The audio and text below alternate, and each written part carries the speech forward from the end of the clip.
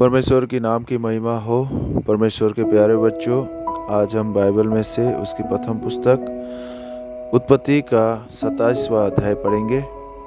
जब इसहाक बूढ़ा हो गया और उसकी आंखें ऐसी धुंधली पड़ गई कि उसको सूझता न था, तब उसने अपने जेठे पुत्र एसाव को बुलाकर कहा, हे मेरे पुत्र। उसने कहा, क्या आज्ञा? उसने कहा, सुन, मैं तो बूढ़ा हो गया हूँ और नहीं जानता कि मेरी मृत्यु का दिन कब होगा। इसलिए अब तो अपना तरकस और धनुष आदि हथियार लेकर मैदान में जा और मेरे लिए अहेर करके ले आ।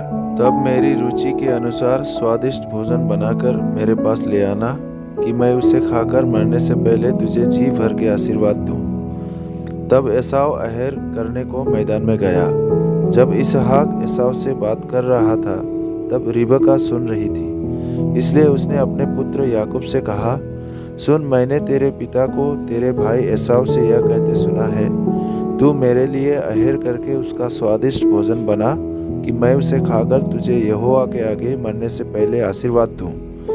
इसलिए अब हे मेरे पुत्र, मेरी सुन और यह आज्ञा मान कि बकरियों के पास जाकर बकरियों के 2 अच्छे बच्चे ले आ और मैं तेरे पिता के लिए उसकी रुचि के अनुसार उनके मांस का स्वादिष्ट भोजन बनाऊंगी। तब तू उसको अपने पिता के पास ले जाना कि वह उसे खाकर मरने से पहले तुझको आशीर्वाद दे। याकूब ने अपनी माता रिबका से कहा, सुन, मेरा भाई एसाव तो रोंआर पुरुष है और मैं रोमहीन पुरुष हूँ। कदाचित मेरा पिता मुझे टटोलने लगे तो मैं उसकी दृष्टि में ठग ठहरूंगा और आशीष के बदले शाप ही कमाऊंगा। उसकी माता ने उससे कहा, हे मेरे पुत्र, शाप तुझ पर नहीं मुझी पर पड़े। तू केवल मेरी सुन और जाकर वे बच्चे मेरे पास ले आ। तब याकूब जाकर उनको अपनी माता के पास ले आया और माता ने उसके पिता की रुचि के अनुसार स्वादिष्ट भोजन बना दिया।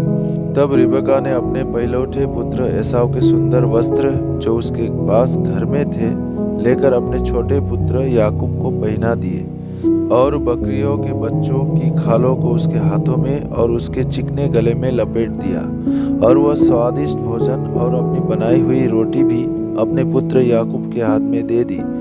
तब वह अपने पिता के पास गया और कहा, हे मेरे पिता। उसने कहा, क्या बात है? हे मेरे पुत्र, तू कौन है? याकूब ने अपने पिता से कहा, मैं तेरा जेठा पुत्र एसाव हूँ। मैंने तेरी आज्ञा के अनुसार किया है, इसलिए उठ और बैठकर मेरे अहेर के मांस में से खा कि तू जी से मुझे आशीर्वाद दे। इसहाक ने अपने पुत्र से कहा, हे मेरे पुत्र, क्या कारण है कि वह तुझे इतनी जल्दी मिल गया?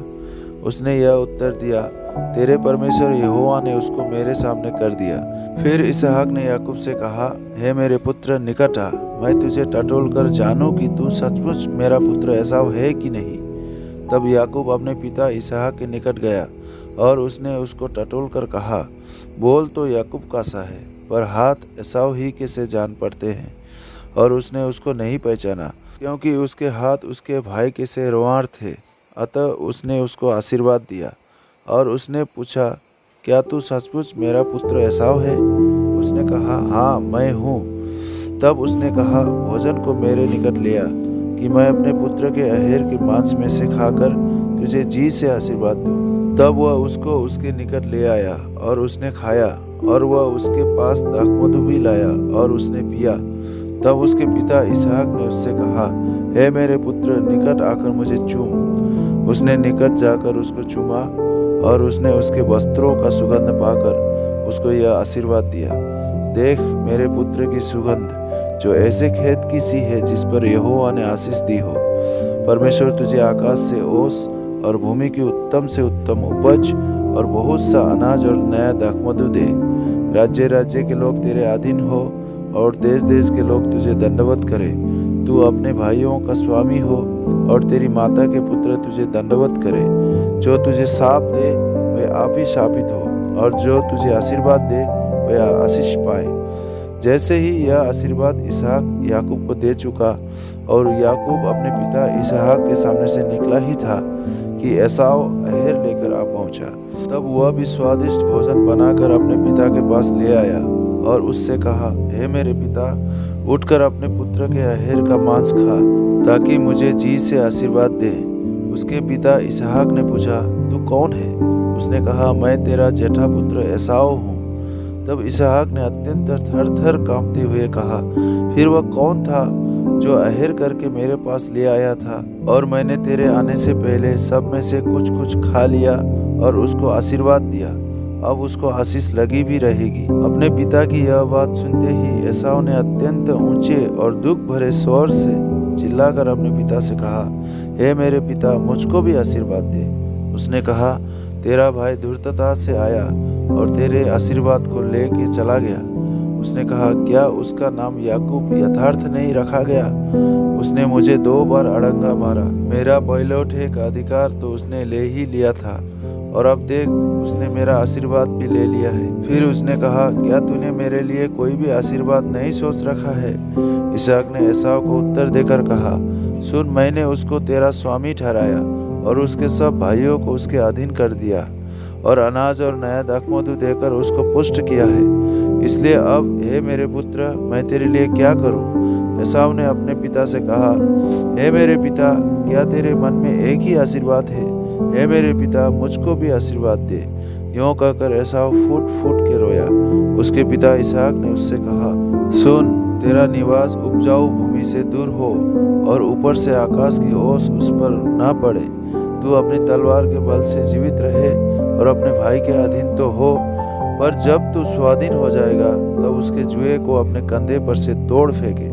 एसाव ने तो याकूब से अपने पिता के दिए हुए आशीर्वाद के कारण बैर रखा, और उसने सोचा, मेरे पिता के अंतकाल का दिन निकट है, फिर मैं अपने भाई याकूब को घात करूंगा।